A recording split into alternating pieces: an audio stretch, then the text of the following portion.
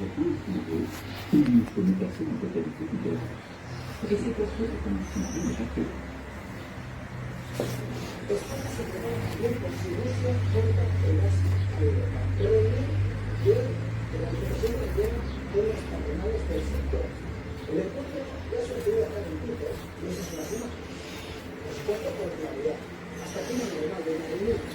Pero de las españoles puedo contar otros detalles que igual se les han pasado por alto. Fíjense en esa lámpara de agua del coche. ¿Qué les llama la atención? Todas las bombillas apagadas.